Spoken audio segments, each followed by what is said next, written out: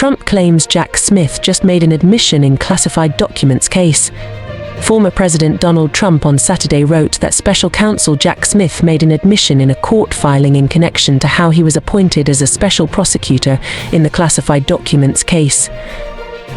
In a court filing last week, the special counsel wrote he was lawfully appointed to his position by Attorney General Merrick Garland, rejecting arguments filed by President Trump's attorneys and third parties.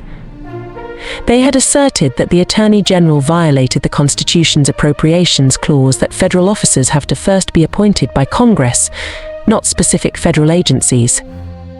The Attorney General has the statutory authority to appoint a special prosecutor, Mr.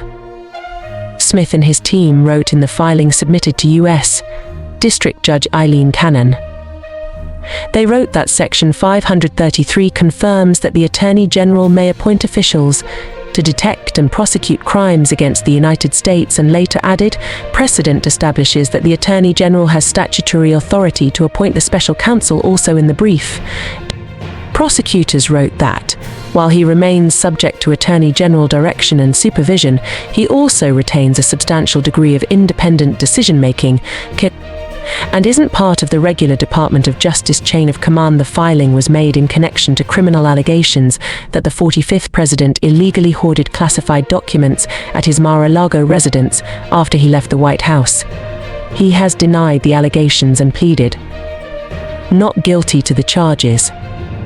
Over the weekend, President Trump made reference to that line on Truth Social and said that it suggests that while crooked Joe Biden and his cronies have claimed from the outset they have nothing to do with Jack Smith's election interference case against me, Smith himself admitted in a court filing yesterday that he remains subject to Attorney General direction and supervision, and that includes Biden. So, although he denies it, Garland is carrying out the orders from his boss to prosecute me and to interfere in the 2024 election.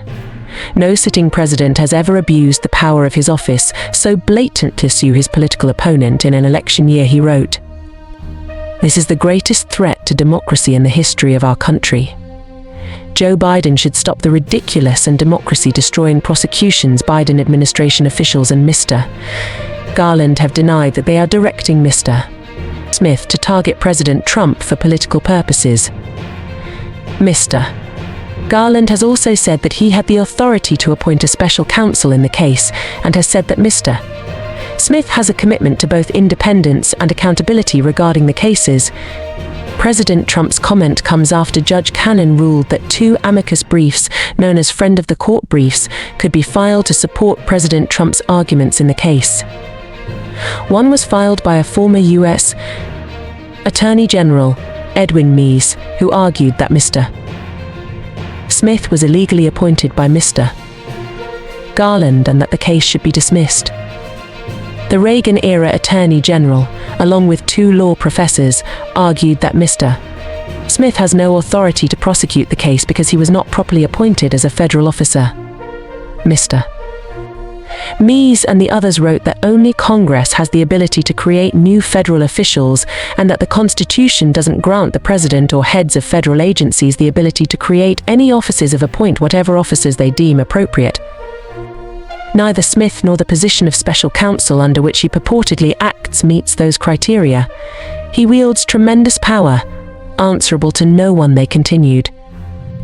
And that is a serious problem for the rule of law, whatever one may think of former President Trump or the conduct Smith challenges in the underlying case.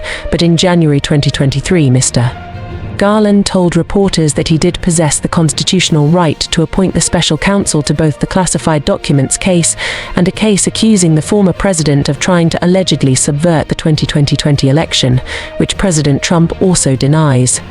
When I appointed Mr. Smith, I did so because it underscores the Justice Department's commitment to both independence and accountability, the Attorney General said at the time. Mr. Smith is a veteran career prosecutor. He has assembled a group of experienced and talented prosecutors and agents who share his commitment to integrity and the rule of law. Any questions about this matter will have to be answered by their filings, Mr. Garland added. Another brief filed by former Trump advisor Stephen Miller's America First Legal Foundation was also accepted by Judge Cannon. They argued that the National Archives and Records Administration (NARA) overstepped its authority when it referred the classified documents case to the DOJ. The court has reviewed the motions and finds that the proposed amici bring to the court's attention relevant matter that may be of considerable help to the court in resolving the cited pretrial motions. Judge Cannon wrote in a paperless order last week, referring to the two submissions. The amicus briefs are accepted for court consideration.